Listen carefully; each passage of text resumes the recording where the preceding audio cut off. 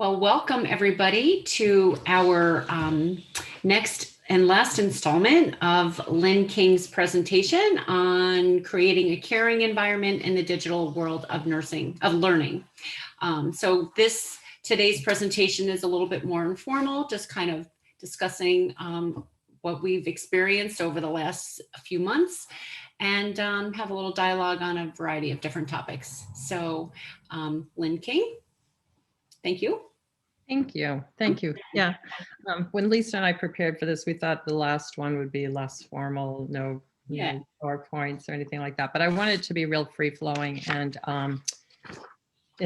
meet your needs. So if there's anything that you can think of that I haven't included here, but I'll kind of go over the outline with you. And I kind of thought we'd start with sharing, if you have any, and if you feel comfortable sharing any comments you might have received from students on your evaluations, email messages, or if you met with them via Zoom or via phone, any kind of message that you received that you felt really modeled or reflected a caring essence. And when I say that, we often get really nice little emails. Thank you for the course. Thank you, for being a great teacher, or whatever. But I think some of them have deeper messages kind of within them that convey caring. And I do have a few, but I don't want to share them unless, I don't mind sharing them, but I wanted to ask other people to share as well. So I'd like to do that. And just so it's really subjective, obviously. And then I thought we would segue into looking at some of the language. We had talked about that, I believe, in session 2, Caritas language. And what does that mean? And what message are we conveying through the text, right? So when we write a policy, I'll give you an example. Are we really thinking about the receiver, the person who is going to be reading that policy, and what message is being conveyed, again, with that text-based message? Because everything we do in this digital world is really text-based. So your grading rubrics, the syllabi, your modules, learning modules, everything we do is text-based. So we really have to think about, does that reflect, again, that caring essence that we're trying to convey? Yes, we need the content. We have expectations. There are outcomes. But are we doing the best job we can to convey that caring piece? So I've got, I kind of highlighted a rubric or two and some policies and just for you to kind of look at. And then I thought, since we're a small group, we can do this together. Like as a small group, Lisa mentioned, sometimes it takes a lot of work, and it does, to wordsmith these policies to make sure the policy contains the information that's intended, but done in a positive way with caring essence. So we'll look at those. And then at the end, I thought if we have time, I wanted to kind of go over a few of the highlights of that article, A Caring Model for Nursing Education.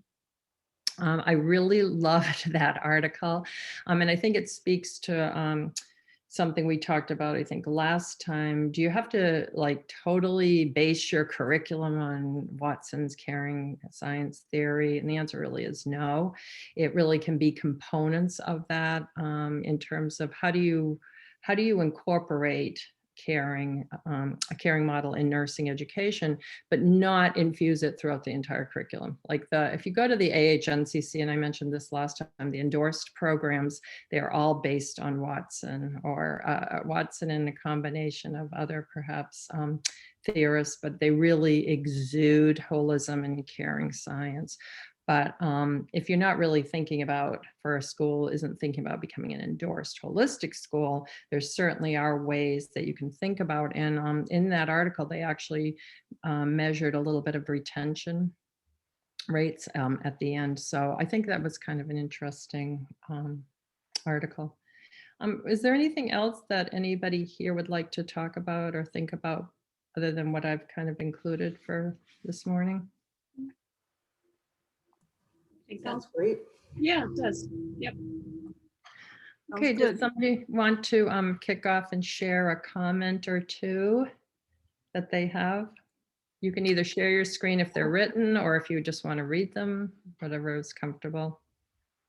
I could just speak for generalization. I think since COVID has been prevalent, that I think the students are appreciative of our flexibility and leniency and, not grading necessarily, and not grading, and, or I should say, taking points off for lateness. I think, I can only speak for myself, but I've been very forgiving for students that, say they're on the front line and I couldn't get this done and I got family. So that's what I would like to share. Lisa, can I just do a follow-up with that? So the first comment you made was you tied it into since the COVID pandemic. So my question would be, not just for you, but for all faculty and advisors to think about, would these kind of behaviors of faculty continue post-COVID? I practiced them pre-COVID, but maybe Okay. not to the extent. And Okay. I will continue to practice them. And again, I can comment, if I'm going to say a negative thing, is that, and I don't know if anybody else wants to share this, but I think some students may take advantage of the flexibility, but for the student success and the ones that are really truly need it. I don't know if anybody else wants to share that point of view. Well, I think this time last year, I don't think we were actually expecting students to say, hey, I'm going to be late. And, we just accepted that it was late, an assignment. Though this past semester, I'm lenient, but I do kind of need to know where you're at. And I'm all for giving you as long as you need to get your work done. But I feel like we need to instill that accountability. Even though you're having a hard time, you would be accountable to your job if you couldn't get to work. I agree. So if you can't get to your assignment, I kind of need to know. I've had students who just never return any of my emails, and advisor knows nothing of that either. Like, so I feel like I'm much more lenient. I feel like post-COVID, I feel like I understand the students a little bit more, even though I feel like I know it even more, and I will continue that flexibility and not feel like, oh, are they taking advantage? I don't worry about that as much as I used to. But the communication is important for me, but really as a professional, just as a human being, to communicate. So. And I think that's what I meant when I said, I think sometimes we're taken advantage of, and it's frustrating because I spend more time on the students that aren't participating per se than the ones that are doing a really good job. And I want to give kudos to them, but I'm chasing. Right. So I'm a little frustrated, but at the end of the day, I don't know. I don't know what everybody else feels. Right, Nancy? Yeah, I know we have had some challenging situations this past semester. Yeah. And at the same time, I know we're going to talk about the article later, but there's one thing I had written down.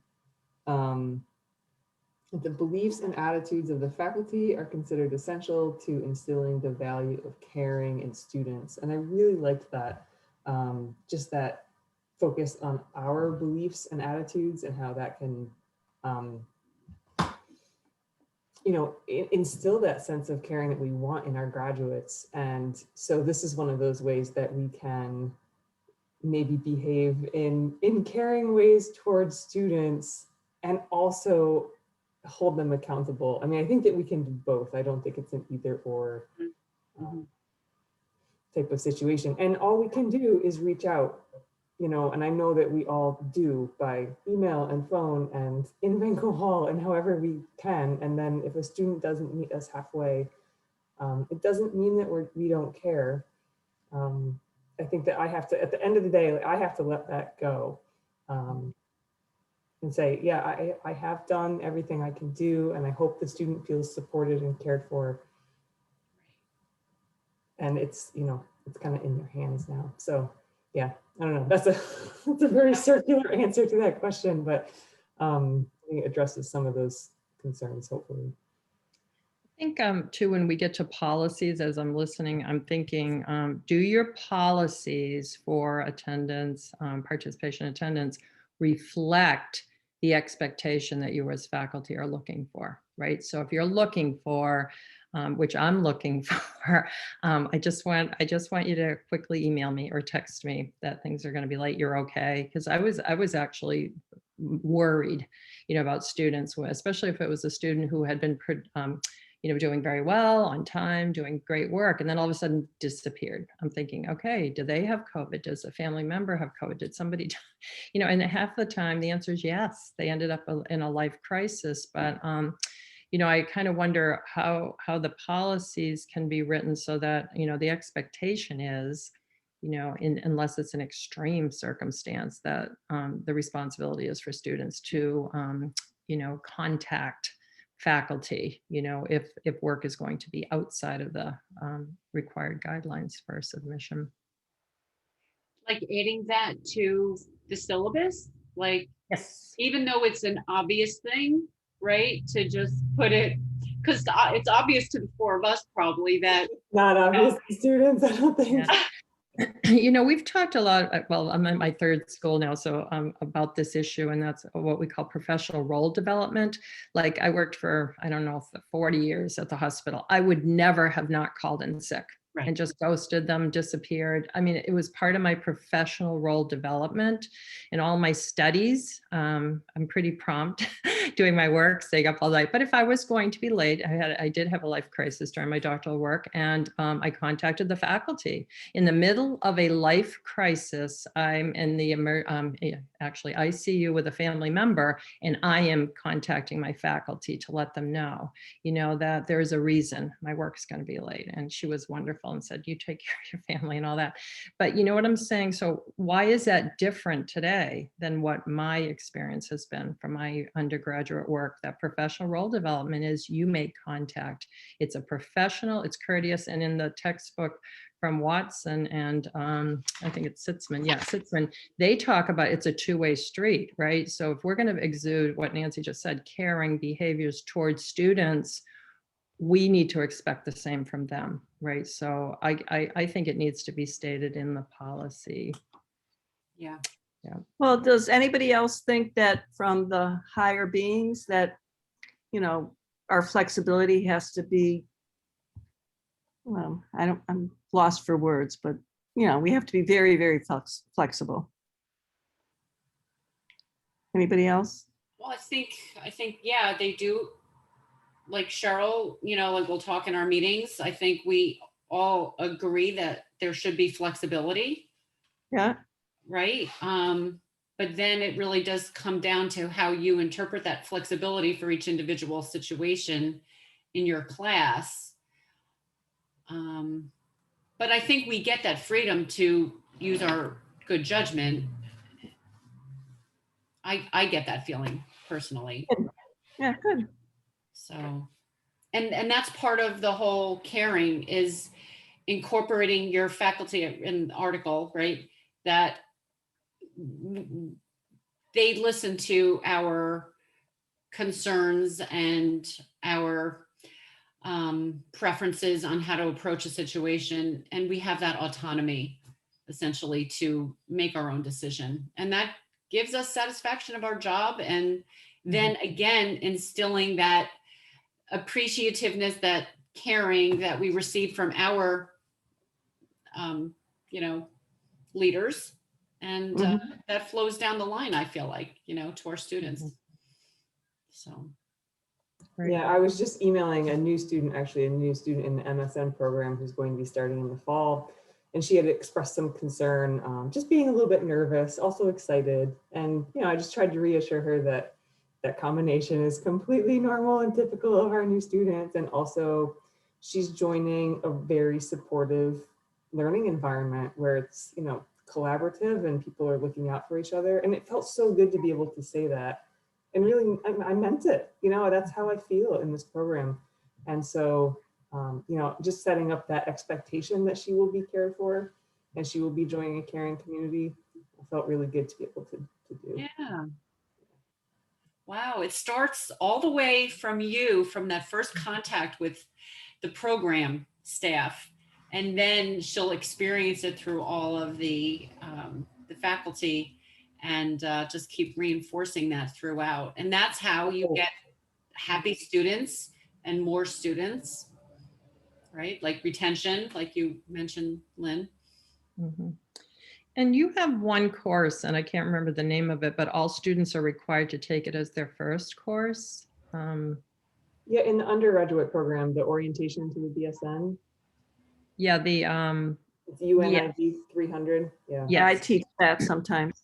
Yeah, and I was thinking, since that's sort of the first class, and they talk about a little bit in that article, that you want to set the tone right there. So that would be, I would include that. I would encourage you to include, the caring philosophy that we are a Caritas community and we care about one another. And these are some expectations, right? Whoever's teaching, I think if you have kind of craft that, then every student gets that, right? So this is the way it's going to be right from the get-go. We want to have this exchange that students are caring towards their advisors and faculty administrators.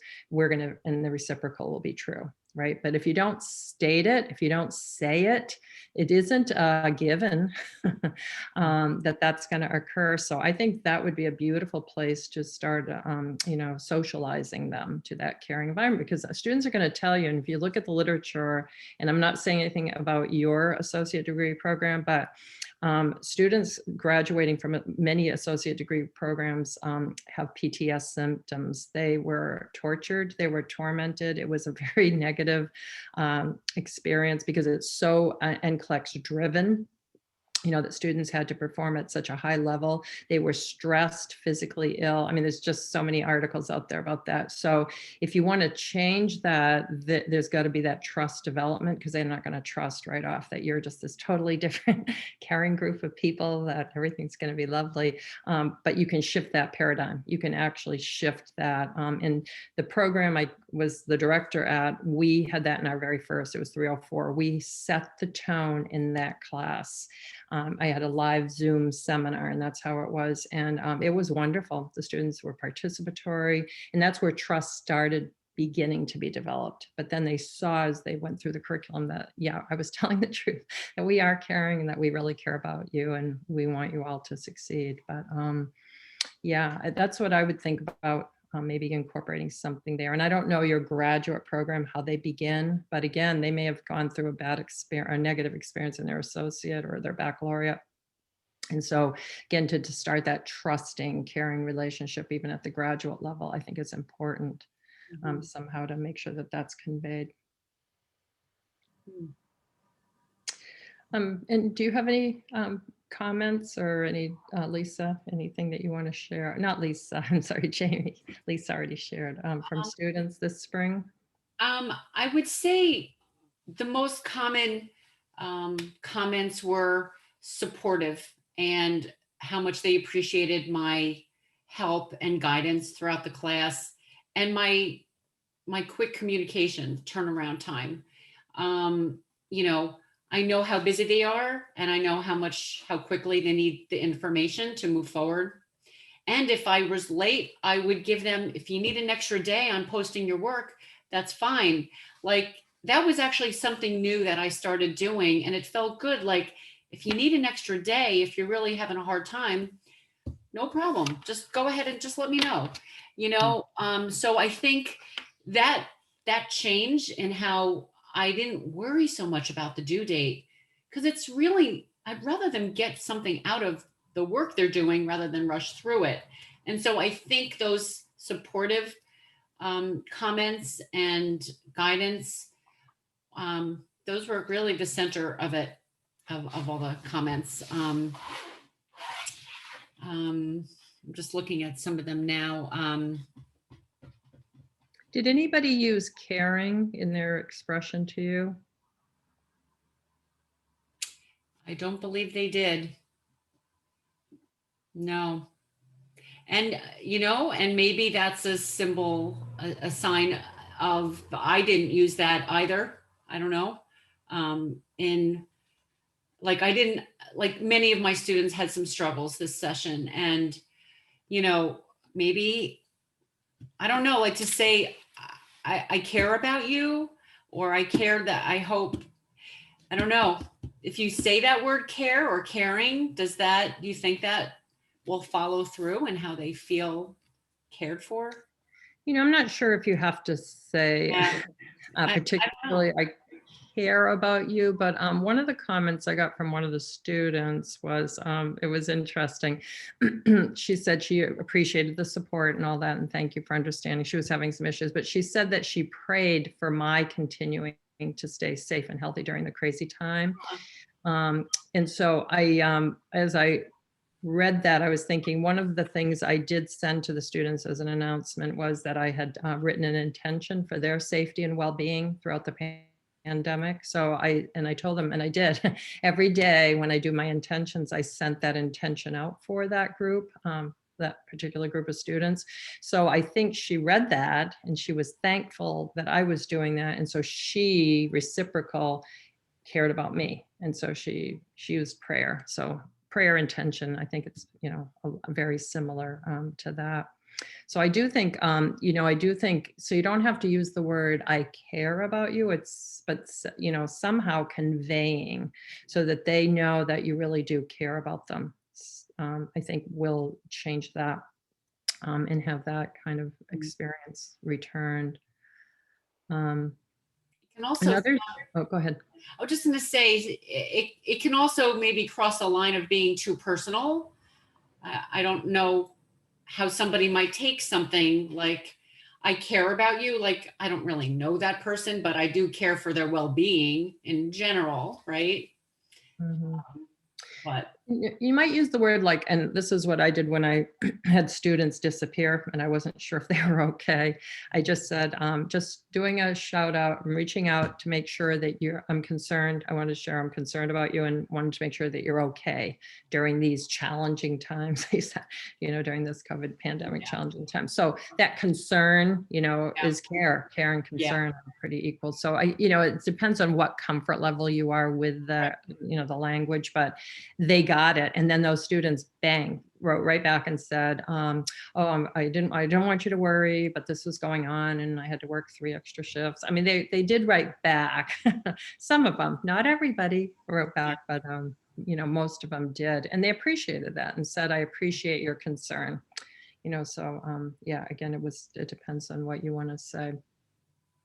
I did have one student, which I was really happy about, because every week in the announcement, I said, always remember to care for self, not just during these times, but all the time, but, caring for self. And she said she was appreciative of that because she's encountered many instructors that forget their students are juggling careers and families while obtaining higher degrees. So I think that, again, that showed, however I conveyed it, that I care about them and that they need to care about themselves. And I appreciate that they're juggling as adult learners the same things I juggled. And nobody really conveyed that to me. I can't think of any time during my educational experience where I felt that cared about. Right. And so I think that's what, especially in that article, that just came around so clear to me that, with a nursing shortage, nursing faculty shortage, the high acuity of patient care and what's going on in the world, there's no better time to really, convey this caring model. I agree.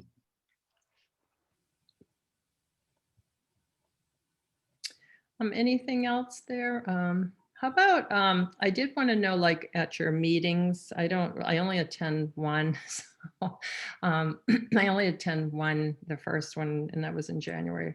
But like, have you found a shift at all, like between faculty, if you had student meetings or faculty meetings or colleague meetings or with your leaders?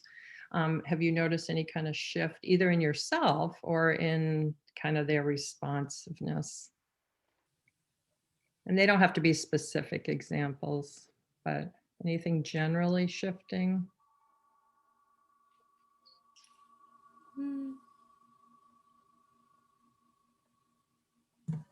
I have not felt that necessarily, but I'm thinking that that might be because we're fairly supportive and a caring group of folks to start with. So I hope maybe that just maintained that level of care.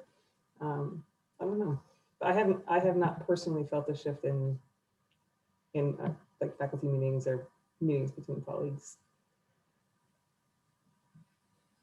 I How haven't. about your interaction, Nancy, when you have an instructor that has a problem student, or I don't mean to use that word, but do you see a shift that way? In terms of the instructor's communication with me or our communication with the student? Probably both. Okay. Yeah, I mean, I do feel like instructors may be reaching out a little bit more to advisors, kind of looping us in when they have concerns.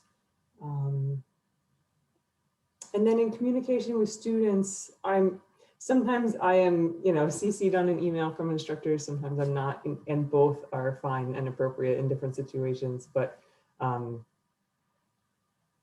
yeah, again, I do think that COVID has brought out the best in both our students and our faculty and staff.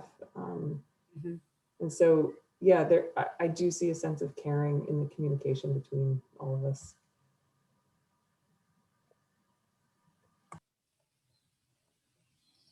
I know in our faculty meeting, wasn't a faculty meeting yesterday, but there was a topic that came up that I think there were two ways to look at it and two ways to solve the issue. And the leaders were listening and faculty was sharing her opinion about how we should proceed. And I felt like she was heard. I think they're going to get more information. Whether or not that was a change or not, I don't really know. But it felt good to see that they were listening to the faculty member and that we could, entertain that idea versus going with the other idea. There might not be a choice, but there was a good dialogue. It wasn't shut down, which isn't something that is usually done anyway. But so it was a positive interaction. So yeah, That's good. yeah. I mean, that's good Yeah, because I agree. yeah, faculty should feel safe. I mean, our leaders are our leaders, but yet in a caring community, everybody matters and everybody should have that capability to express, right? And if you don't, then there's a problem, right? So, and it should be, like you said, the outcome isn't really what's important. It's more the process, right? Because eventually the outcome, we may not all agree on the outcome, but it's the process that's really important so that people do feel empowered and feel cared about, that they were listened to and that they mattered. Mm-hmm. Right. Lisa, did you want to add something? No, I agree with Jamie. I felt the same way, Jamie, that I think you're listened to. And I think Susan and Cheryl will follow through. Yeah. And voice our concerns, whether or not they get anywhere. No promises were made, right? Correct. Yeah. But yeah, it was a good meeting. It was. It was. And, we have, we're given ample time to voice opinions and concerns over what might happen or not happen. And so that does make you feel like I don't dread going to meetings, like I don't mind. Only thing I don't mind is it takes away from other projects and grading, but I don't mind the meetings, because I want to figure out what's going on next and, whatever. So, I feel like I could speak up at any time, be heard. I agree. Yeah. Good. That's great. Nancy, do you have department meetings, or do you attend these nursing meetings? I'm not sure your structure. Yeah, so staff do attend the faculty meetings, and sometimes we are able to leave if we wish to do so once we've covered the agenda items that apply to us. which I think we all appreciate too. No one wants to sit in a meeting where you're talking about things that you're not involved in.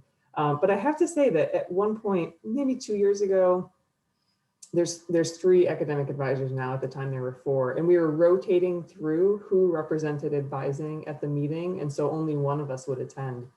And we actually stopped that because I just felt out of the loop. I actually wanted to go to the meetings. It wasn't because the other advisors weren't reporting back the information, they were, but just, especially in an online program, I wanted to be with my colleagues. And meetings are one way to do that. So I agree with you, Jamie. I don't dread meetings, except for the time that they take. Yeah. Yeah. Yeah. Do you center before the meetings? Do you try to center before the meeting just to kind of shift from where you've been, what you've been doing to into that moment to be authentically present? That really helps, Jamie. I will tell you, because I've had, in my new job, I've had some pretty, I don't want to use the word volatile meetings, but some pretty tough meetings, let's put it that way. And being the newest person on staff, you know how that is. And Yeah. so I've had to really center, and even in the middle of just take a couple of breaths, you know, because things were said that I was uncomfortable about, you know, and how they were said at these particular meetings. So I was like, oh, okay, but I can't control any of that. I can only control what I perceive and how I want to, you know, speak at these meetings. So yeah, I find that really does help to kind of shift the energy a little bit. Mhm. I've thought about it, like when you've shared that you center before you grade, and um, I haven't gotten into that routine enough to feel the difference, you know? So it is something to keep thinking about and Mhm. incorporate. Right. Okay, anything else on that, or do you want to move on to the other, the next kind of topic? Okay, hold on. I'm gonna share my screen here, I hope. I'm never really great at this whole sharing screen. Okay, let's see what happens. Okay. Can you see my screen? Yes. Okay, so I took, so this is what I did. And again, this isn't negative. This is just a different way of thinking about this. If you want to kind of think about it in terms of a more caring essence. This came from the syllabus, one of your syllabi, attendance and participation. This is under the policy section. And what I did was I kind of highlighted, if I was a student and I tried to put myself in that position, what were the, you know, more positive messages and what were the negative messages? So I highlighted the negative messages, okay? And again, in Watson's work, she talks about Caritas language. It should be in a positive stream, even if you're trying to set firm boundaries, et cetera. The way the wording reflects is really important. And the other thing I thought about, when I think about assignments, I think, what if I'm a student, what are the most important aspects of this? Is it the due date, or is it you know, something about the assignment that I want to know first? And for me, I'd want to know, like when you go down the bullet points, I'd want to go to number 5 first, and I'd want to see that at the top of the list.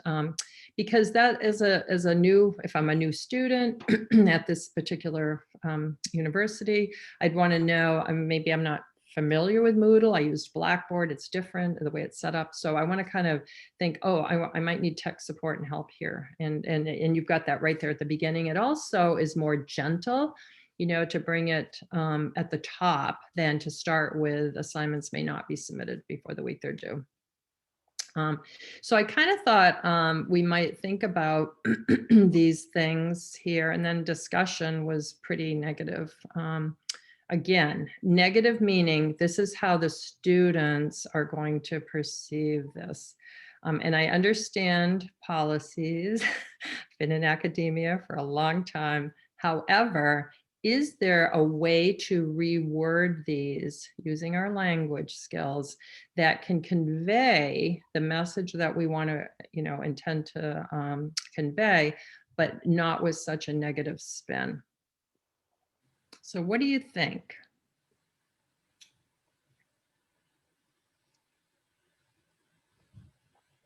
So it looks like all of the no connotate, no, not, no, not, yeah, not, those are very common here. And course failure, it is negative. Instead of course failure, you can pass by participating in all but one discussion or something like that, right? So turn it around to a positive. Yeah, Lynn, can you take a sentence and change the verbiage for us, just to give us an example? So let's do it together on this first one. Discussion postings may not be submitted before the week in which they are due. Okay, so I know your policies, because I've been with you for 6 years, that the postings can't be submitted till Monday of the week, right? So how could you rework this instead of it not being negative, because this is a negative message? Is this big enough? I apologize. Maybe I didn't have it large enough for you to see. So do we use the word please post? I mean, is that a gentler way of saying it? I don't know.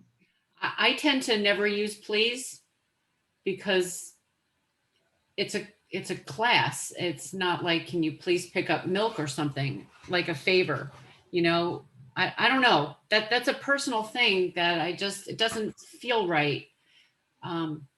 Maybe occasionally I'll write it in an announcement, but not in a policy. So what if you just took the word not out? Discussion postings may be submitted on the Monday of the week, on the Monday or on Monday through Wednesday, because I think that's your policy. You know what I mean? So have it really clear. Discussion postings may be submitted on Monday of the week in which they're due, Monday through Wednesday, because it's not just discussion postings. Well, people, is it the full posting? So this isn't just the initial, right?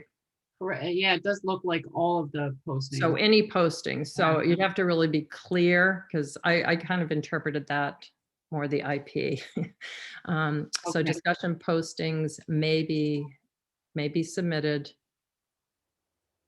on the Monday of the week on the Monday of the week in which they're due. Right. Right. Because now I think you have you took away the consecutive days, but they have to post on 2 days, correct? I'm mixing up policies now. I'm in a new school and they have different policies. So, okay. So, do you see how that changes and shifts that really quickly? Discussion postings may be submitted up on Monday of the week in which they're due. I mean, that's simple. You can change that. You could elaborate more on that. Right. But that's the essence. An initial discussion post that is more than 3 days late will earn a grade of 0. Now, that's not a not negative sentence with negative, but it's very negative to me as a learner. I don't want to see that. So how could you shift that to get your point across, but not be so dramatic in terms of the negative message?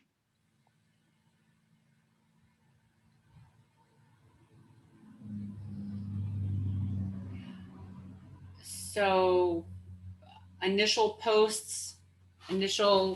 discussion posted after all initial posts.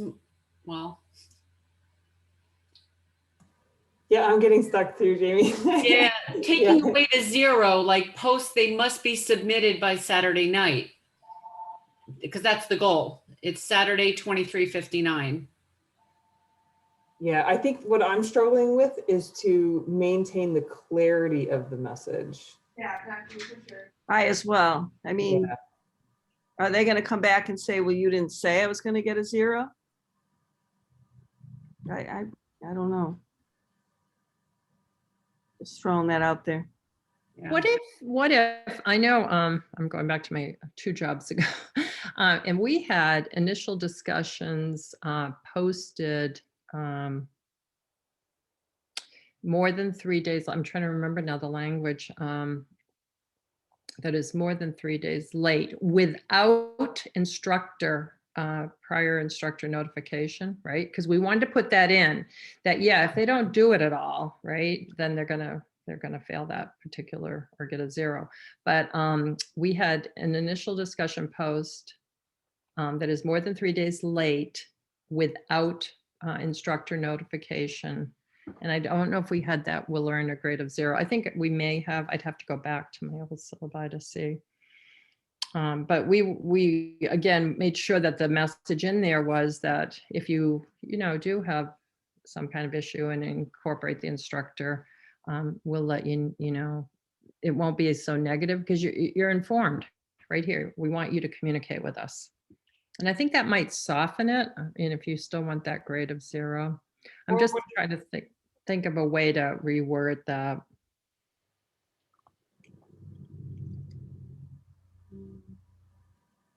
Maybe instead of 0, like credit, or, you know,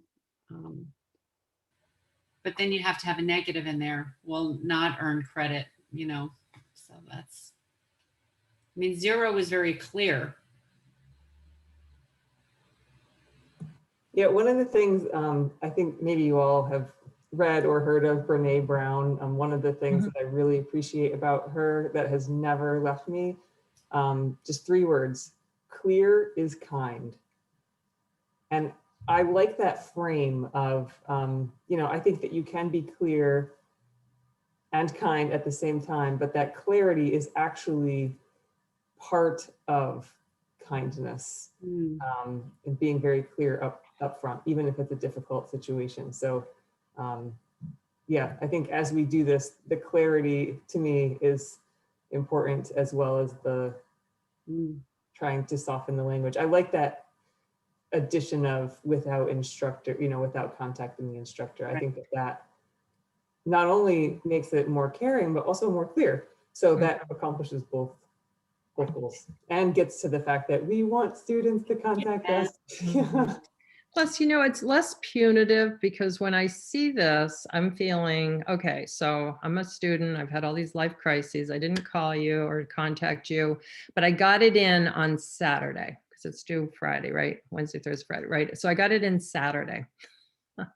And I get a 0. So I did the work. I didn't do that because it doesn't say there, if I didn't notify you, that I might not get that 0, right? So I do think that that would add some, it's what you just said, clear is kind. It would add clarity to, we want to meet you in the middle, right? So if you do contact me, you're going to be late, then, you're fine. But if you don't contact me, I still, I have to tell you, it was funny because we just had a faculty meeting about this, and somebody was saying the subjectivity in grading is the heart-centered piece, right? So I'm thinking, if I had the student who, after the fact, told me she had a life crisis and all that, I wouldn't give her a 0, even if it was 3 days late and she didn't communicate with me. Would you? Would anyone here? No, because of our heart center, we'd say, oh my God.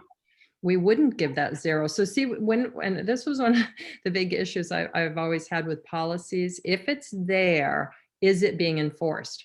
Do faculty actually, under any circumstance, that 3rd bullet, do you give that 0 under any circumstance, because it's here in black and white?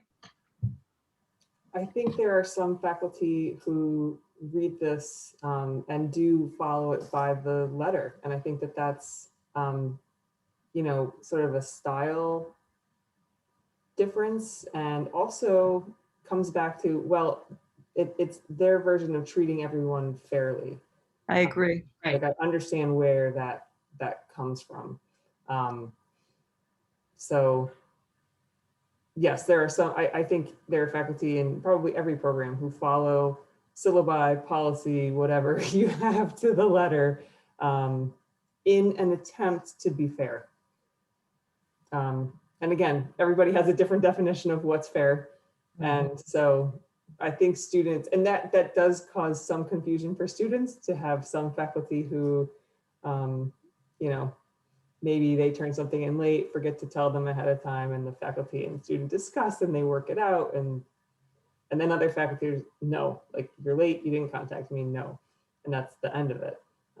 So yeah, I think that the difference is definitely a source of a bit of anxiety for students and confusion sometimes as well. There are times, and this was when I was teaching ethics, that I would, there would be no communication, no history of issues or anything. And, to be fair, ethically, to give you full credit for something, and sometimes I'll give them partial credit, but to be fair, to other students, they have posted on time, and I'm more than willing to give you an extension. Just let me know what's going on. It's a fine line, because I also, they did the work, they got something out of it, and I want them to get some credit for it.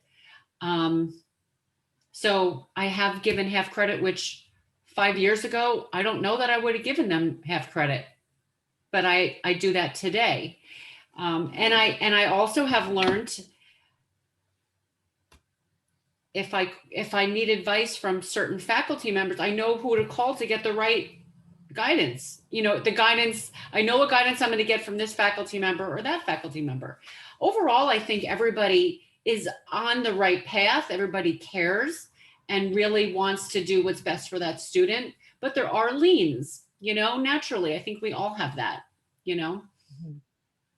But Yeah, I think, and I do understand what I call these pretty rigid policies, and other schools have less rigid. And I do understand the rigidity, but I also think there's got to be, some flexibility in there too, because if you think about, and again, this goes back to Watson's work, that really, if you're using a caring model, it's person-centered. So our students are persons, right? And so if you think about who's the person behind that little photo and picture on our Moodle website there, and really think about that, if they did all this work and they're late and they just didn't communicate for whatever reason,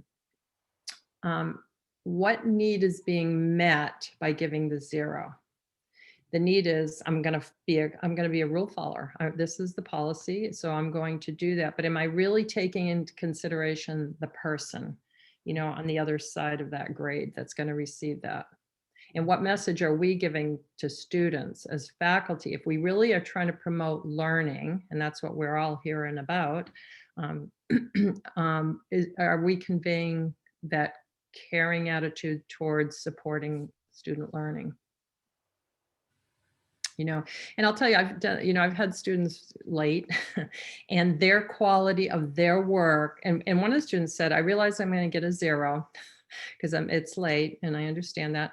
But their quality of their work was so much better than probably anyone else in that class.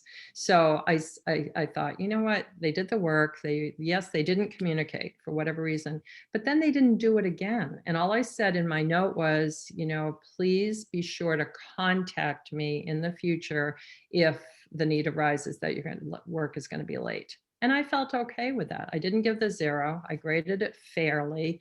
And I thought they're in the learning process. These are students. And so, so I get that and that's where you get that subjectivity in, right? And I do think there has to be something in this one about notification of instructor, and allow that instructor a little latitude here.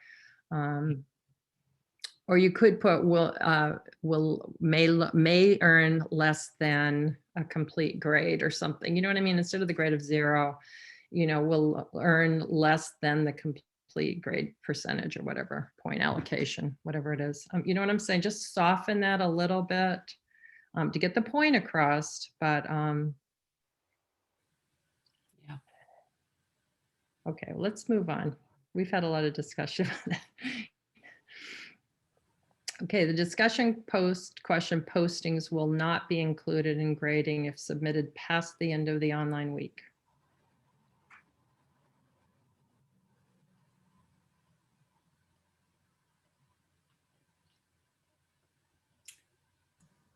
that one, it seems like you could just maybe reverse it and say discussion postings must be submitted by the end of the online week in order to count for credit or something to that effect.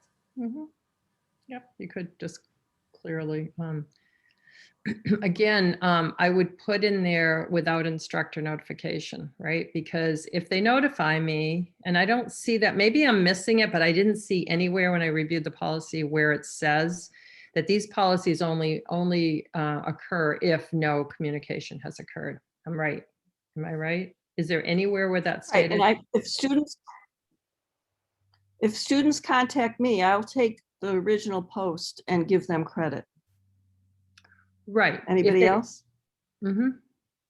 I don't think it's in here about Okay. contacting the instructor. No.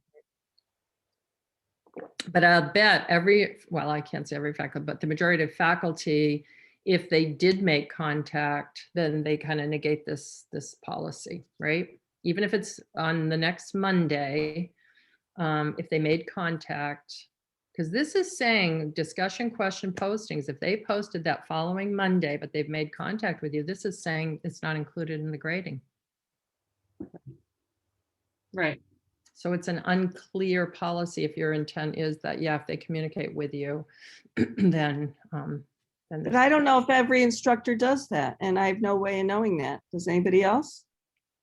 Well, I wonder if some faculty will make a decision based on what the reason is. Okay. Yeah. Like, I don't know, as long as they contact me, I give them an extension, even if they have work or a family obligation. Look, do we want students who never get to see their family or have some fun in their life? What kind of work are they going to submit if it's all work and no play? That's how I look at it, you know? As long as they let me know. And it doesn't Right. happen that often. You know, it's not as if they're taking advantage of my niceness. Anybody who contacts me, you have an extension, basically, you know? Right. Mhm. Right. Yeah, I've learned a long time ago, I'm not suspicious of the students at all. Whatever their story is, it's Yeah. their story. And so I just accept it at face value, and I've had other faculty say, I've had students who their aunts died, their uncles died, their mother died, in a semester. And I go, well, I might get a little concerned if I kept getting kind of those kind of stories. But again, what are you going to do with that information? If that's their story, we have no way of tracking to find out if they're being truthful. We have to hopefully believe they're being ethical and moral. Right. What about the course failure result from missing more than one DQ? I don't know if that's implemented. That rarely occurs for me. Almost everybody does every discussion. So I can't speak to that.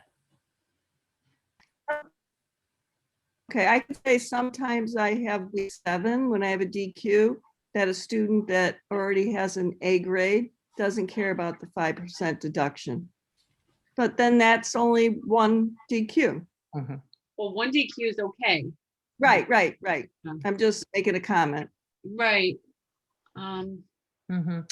Yeah, your DQs are weighted so low that I have many students who could miss 2 and still probably get an A because Yeah. health, they did so well in the other component, right? So, Right. so I guess I would question what is the basis for this? Because to me, that's again, if we're talking about learner-centered, students have to make decisions. I would put a stronger statement in participation that it's expected that students will, and we'll get to that in a minute, but participation, that it's part of the professional role and being in a Caritas community, that we're going to all contribute to one another's learning. That's the goal of the DQ.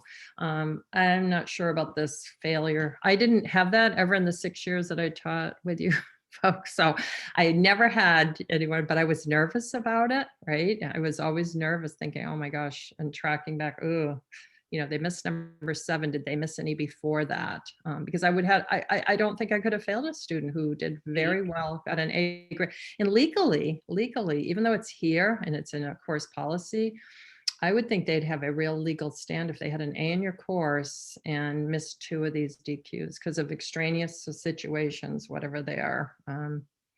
Well, if it's attached to learning outcomes, I think that could be a reason why you need to participate in all but one. But if I have a student that missed 2, I would say, look, I'll give you an incomplete. Why don't you just do one of these? You've got 3 weeks to do it, you know? Mhm. I would encourage them to do that. So, See, where I taught before and where I'm teaching now, there is no policy like this. They're required to participate in all DQs. There is no, you can miss one. That because they are tied to the learning outcomes. So we don't have at either of these other institutions this particular policy, and that might be something you'll think about. It should be part of the course requirements. If they don't do it, I mean, I don't think I'd put in as policy. I mean, you can't force a person; they just get a 0. I mean, that's clear. But do we go back and check? And does anyone go back ever and check to make sure every assignment they passed? Like, say they have a paper that is due that ties into outcomes 3 and 5. Do we go back if they failed that paper and say, okay, you failed the course because you missed outcomes 3 and 5? We don't do that kind of high level tracking. I mean, I've never been in an institution that has, unless you do, but we don't. So see what I'm saying? This one really, I think you might want to think about just removing it, and that they're expected to participate in all discussions.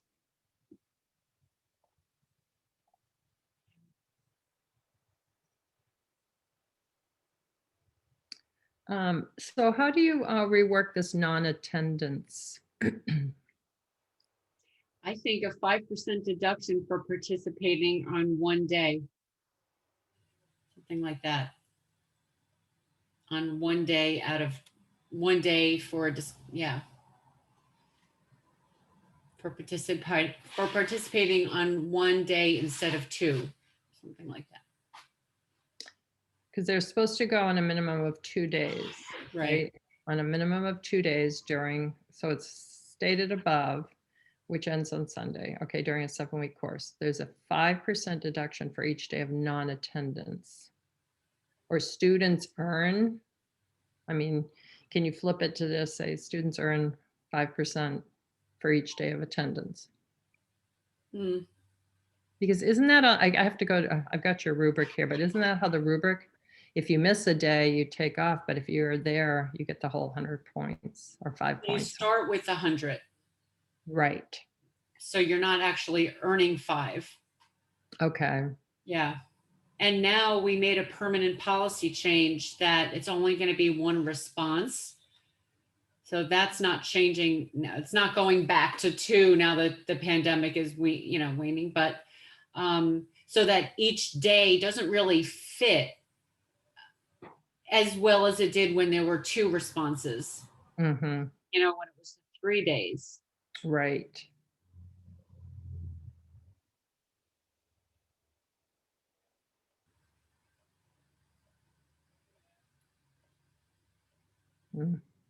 Yeah, because they're required. It says right there, minimum are expected. So maybe just change that word, are required, instead of expected. Students are required to post on a minimum of 2 days.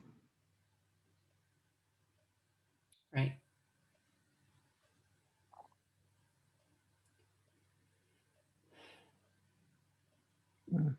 Right. We don't need to put non-attendance, right? 5% deduction for participating on On 1 day. on 1 day. Mm-hmm. Right. Yep. I mean, one other comment on that, it's usually the response, but usually people will put their initial post, but not respond. It's rare that somebody will share a response, but not an initial post. So I'm just, rather than switching that to say, 5% for not submitting an initial post or response, something like that.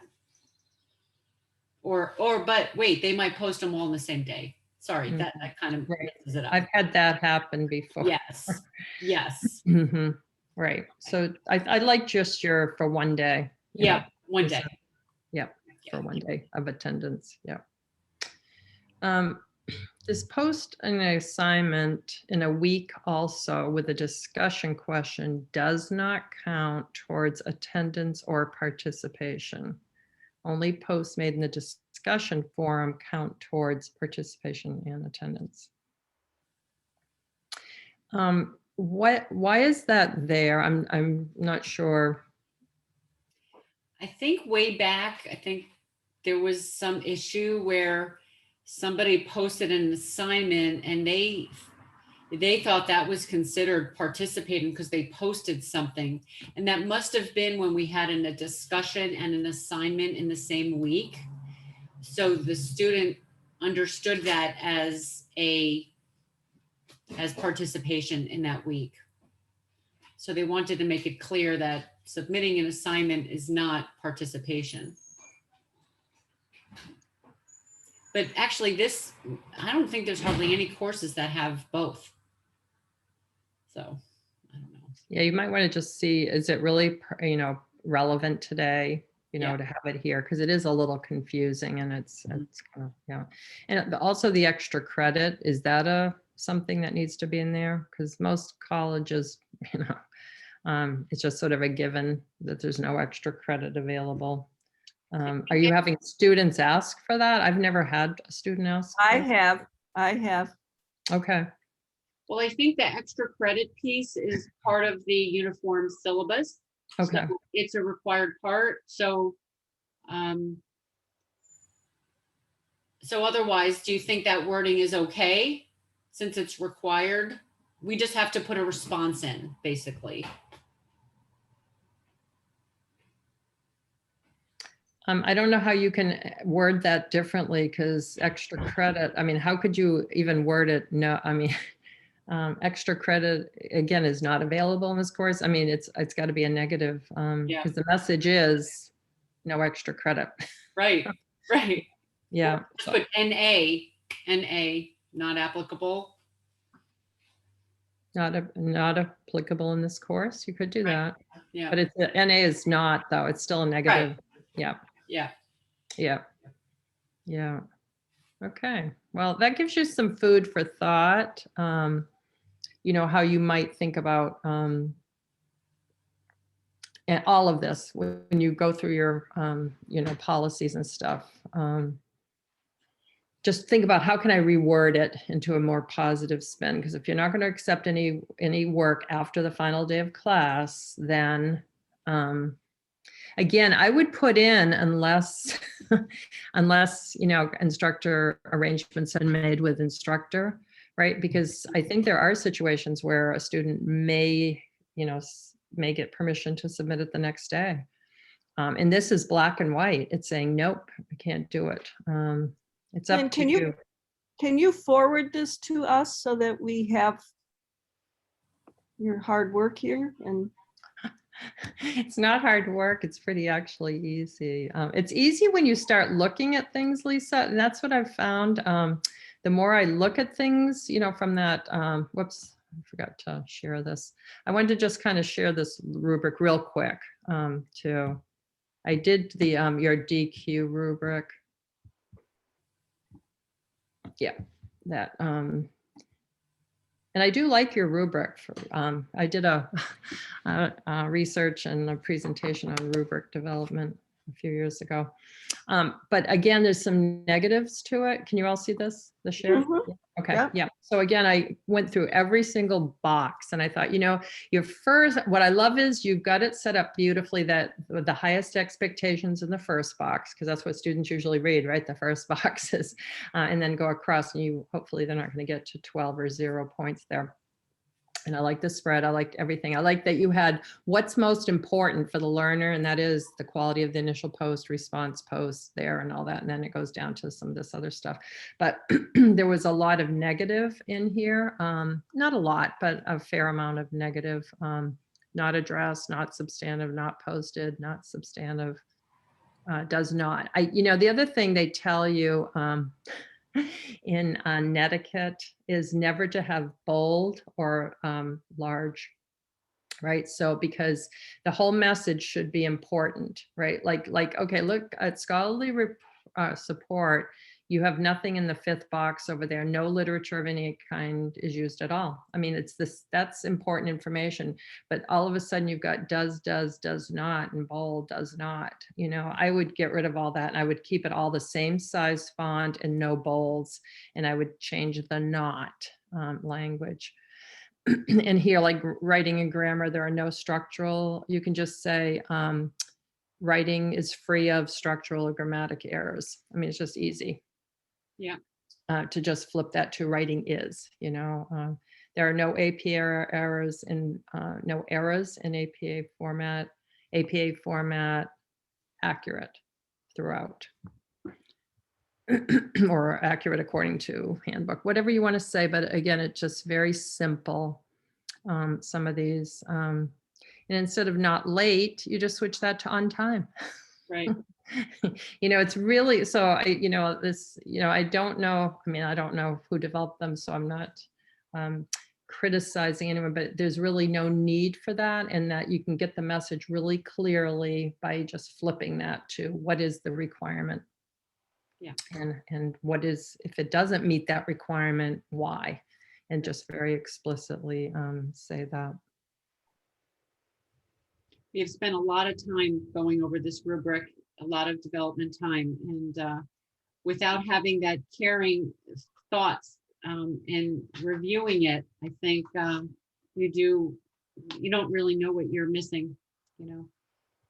So Yeah, and it's not that it's missing. I mean, you've got the bones, you know, you've got the important information. It's just how can I reword those so it's clear to the learner what's expected. And when I see something like the response post is not substantive or addresses only some, I think I would just kind of, you know, you can think about how can you reword that to get that. And again, try to get away from the bolds and that percent, you know, all that boldness and capital letters, because I, you know, those are shouting and they're just considered not right. not good etiquette. So for the response post, can you say the response post addresses only some? Yes, Because only some is not substantive. exactly. They're both the same thing, right? Right. And then I might put at least 50%, because I do think, you know, quantitative is less subjective. So if I look at, say I had 3 questions, and so they addressed 2 of them, but they really didn't do the third one much. They did 50%, but they didn't really address the third question either at all, or didn't put much. So it wasn't substantive. So yeah, I would just leave it like that. The response post addresses some. Some, at least 50% of the DQ responses and our instructors' questions. And the response post comprehensively examines or analyzes some concepts being discussed. See, again, I don't, oh, that's the response. Yeah, I don't know why the second part is there, but comprehensively examines or analyzes some. Oh, I guess it's saying some is lacks substantive. I don't know. I think substantive is the main.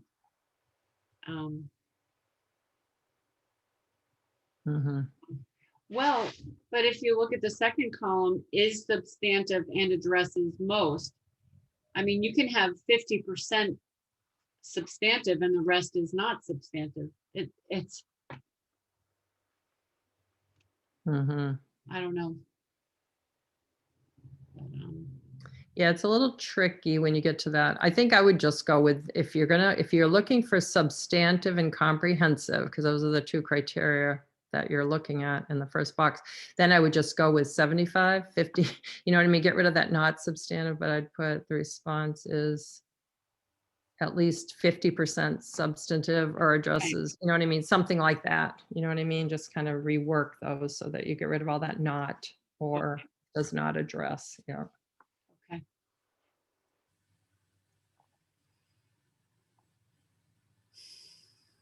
And I guess you could just say response post is absent or missing. Right. Right. Yeah, I don't understand the second half of that now that I'm really analyzing it. Right, it doesn't need to be there. It's either there or not, you know, within the Right. week, because that's when you're grading after the week that ends. So you don't have to have that in there, and that would get rid of that not. I think that aligns to the one thing where you have to post it in the week that it's due. You know, if somebody posts on Sunday for Monday, essentially it wouldn't count. But it doesn't have to be here because it's already stated in your policy. Exactly. Right? Yeah, Exactly. yeah, they don't need to be here. It's either absent, it's either there or not. And you've got the policy and the syllabus to guide you. So they may have put it in just to help faculty, especially adjuncts, right? It may Maybe. have just been added to that, right? Right. I didn't have this, I forgot to highlight this, no literature. Right. Yeah, lacks use of literature of any kind or something like that. You know, again, you can just wordsmith so that you have different words so you don't have all these knots. And yeah, when you highlight, you see it, you know what I mean? It's kind of interesting when you highlight something like that, it really brings it to light. And I can send you those, Lisa, that I've done. Lisa, I mean, Jamie, Yeah. Lisa asked for them if Yeah. you want to have that just to kind of, but I think it's really important to have kind of this dialogue with your faculty. Do you have like a committee that works on policies and rubrics and stuff? Yeah. Well, I know the technology committee, right? Are you on that technology committee, Nancy? So you worked on that rubric for a long time. And actually Lori's, I think, the chair of the policy committee, and she just redid all of the policies, but certainly they weren't looked at through the caring lens, you know? So, you know, that's a major undertaking, you know, to do that. But, you know, again, if you do, you know, 10 lines at a time, review it with group and come with an understanding and then go to the next 10 lines. After a year, maybe you get through it, you know? You know what I mean? So it's not a huge undertaking and it's not as painful, you know? Right. Yeah. You know, one thing with your participation, I really strongly encourage to have that statement right at the top of what are the expectations that you're engaged in the content in the community, right? So participation basically is defined as, how do we define that? And we want you to be engaged as a professional in this course. So I think that's important because it's really, in this policy, they're just black and white. No, don't do this. You know, but what are we expecting of you, right? So if you set that tone at the beginning, then the policies that go below that aren't as strong, right? You still get the message across what's expected, but they're not as threatening or scary. When I see all that not and fail, I don't feel good about it. You know, it gets me in here. So, and I haven't really seen that in many syllabi myself. So I just think you can rework it to get your intent as your committee gathers, but how can we soften this so that we convey caring, that we want you to, you know, be participating in, the expectations are clear here for you, but not so dramatically stated or bolded or shouted at or whatever. I agree. So we have like 10 minutes left about that article. So what are your thoughts about the article? I loved what you said, Nancy, about that statement. That was really pertinent to you. Oh, thanks. Yeah, I mean, I think it's beliefs and attitudes make a big difference, and they're obvious. I think they're more obvious to students than maybe we recognize sometimes. Yeah, I appreciated the article because it really talked about you know, the hierarchical organization, because nursing dwells within an organization, right? So, and we're wed to the policies and procedures of the institution. We can't change those unless you're on a committee and you happen to be able to do that. But within the nursing realm, you have that autonomy, right, to create the kind of policies and procedures that I think will promote caring. And my biggest takeaway from this whole article was, you know, if we do a better job in nursing education, we're going to promote better more caring nurses who are going to promote better quality care in the workforce. And, I liked at the very beginning because she talked about, the nursing shortage, incivility, burnout, and I'm thinking, boy, just shifting, if we can all shift that paradigm to be more caring faculty and advisors and administrators, what a shift we can have in the whole culture of nursing. And that's going to take some work. I'll be retired before all that happens. But I think that, I think just little baby steps, and just keep working towards that shift is really important. I'm just very appreciative that you all allowed me to come do my work with you, and that I planted a few seeds perhaps that maybe will help you think in a different way. Yeah. Because you have a quality program. I mean, your NLN Excellence Center of Excellence, you have a quality program. And I always think, even quality programs can have a little bit of work to be done, right? Sure. Oh, for sure. We're- Always. We're always evolving, Yeah. and new people come on and have new ideas like your programming and you kind of can get in a rut and then, okay, yeah, we can look at it a different way. Because really the goal, like the article said, we want our students to graduate and provide that patient-centered care, and they felt cared for during their education, and it's just instilled in how they're going to approach their work and their patients. So it all kind of trickles down. Exactly. Exactly. Yeah, and they say that we as educators educate the way we were taught. And I do think that there's a lot behind that statement.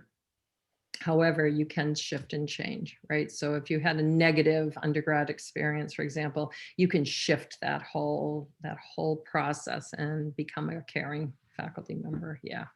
And I do think, though, I in my mind, because that article really talks about changing, shifting the culture, I do think in order for the outcomes to be consistent, you got to change the whole culture. I don't think just one or two people can shift and change.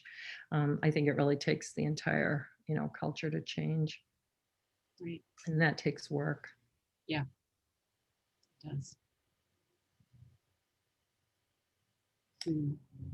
Anything else? Thank you. Yeah. I really appreciated these sessions and just time and space to reflect on practice. Yeah. So thank you.